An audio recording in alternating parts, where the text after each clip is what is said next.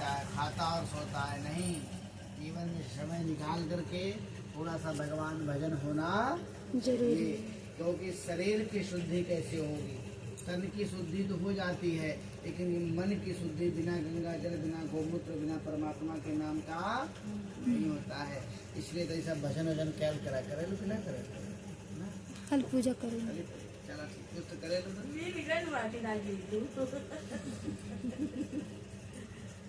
इसी प्रकार एक बार नैमिष प्राण क्षेत्र में शंका 88,000 ऋषियों ने श्री सूत जी से पूछा कि हे प्रभु, इस जगत कल्याण के लिए कोई एक सुंदर सा बतवा विधान बताइए।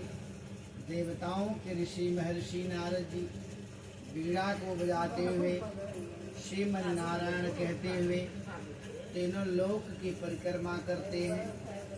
उस समय वहाँ देवर्षि नारद ने देखा परिक्रमा के समय के नाना प्रकार के मनुष्य नाना योनियों में अपने अपने कर्मों अनुसार परेशान हैं। ऐसा देख देवर्षि नारद जी श्री हरि भगवान नारायण की शरणागत जाते हैं।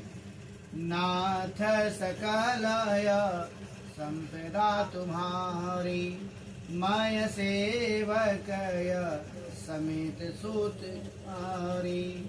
यही नाथ, ये सारी चीजें आपकी बनाई हुई हैं, आपके लोग भोग रहे हैं, लेकिन सदुपयोग सद तरीके से भोग नहीं रहे हैं। कोई सुंदर बतवा विधान बताइए जो कम से कम समय में हो जावे, क्योंकि कलयुग में प्राणी केवल धन का लोभी होगा, काम का लोभी होगा। इसलिए इन्हें कैसे धन रूपी मन को शांत करावे, कोई सुंदर बतवा विधान बताइए। उनका श्रीमद् भागवत कथा है। श्रीमद् भागवत कथा एक ऐसी कथा है जो 9 दिन 7 दिन चलती है। राजन, यदि आपकी व्यवस्था हो तो करें। जो भगवान नारद ने कहा, प्रभु कलयुग में भागवत कथा करना बहुत मुश्किल हो जाएगा, क्योंकि कोई 4-5 लाख रुपया खर्चा करना कथा के प्रति, भगवान के प्रति करना नहीं चाहेगा। कोई छोटा व्रत बताइए, कम से कम समय में कम खर्चे में हो जाए। उन्होंने कहा सत्यम शिवम सुंदरम, कि सत्य ही शिव है, शिव ही सुंदर है, और सुंदर स्वरूप भगवान सत्यनारायण की प्रति कथा है। ब्रह्मा फलम कामधेनु समुद्र पुण्यम। ऐसे कथा में सामग्री क्या है, फल क्या है, कब कहाँ कैसे करें। ब्रह्मा माने केले का वृक्ष, अपने यहाँ बांस की कैन भी देखे लगता है। क्यों? कितना भी ऊंचाई पे बांस जाता, अंत में क्या होता है? झुक जाता है। जीवन में नम्रता रहनी चाहिए। विद्या विनियम ददात।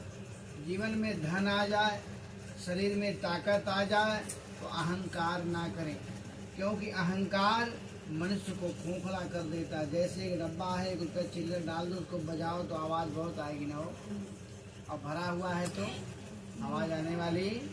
श्री कन्हैया लाल की। तो जीवन में अकड़ ना करें, अकड़ रूपी कंकड़ बन जाएंगे, हम कहीं के नहीं होंगे। इसलिए जीवन में सर्व धर्मार्थी बने।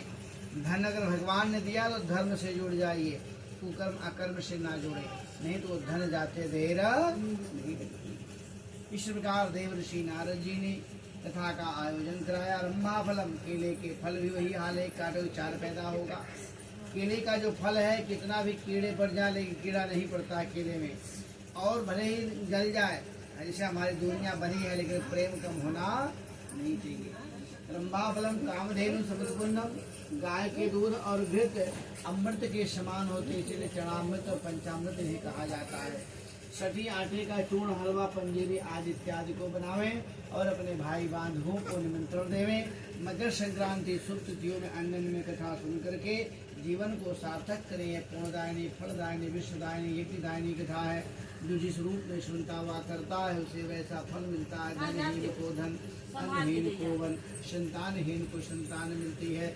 इसमें तनिक भी संदेह नहीं। स्कंद प्राणे देवाखंडे शीर्षत्राणाम छायामा। बैठा हीरोइन बैठे भारत देवों सहयोगी। स्कंद प्राणे देवाखंडे शीर्षत्राणाम छायामा।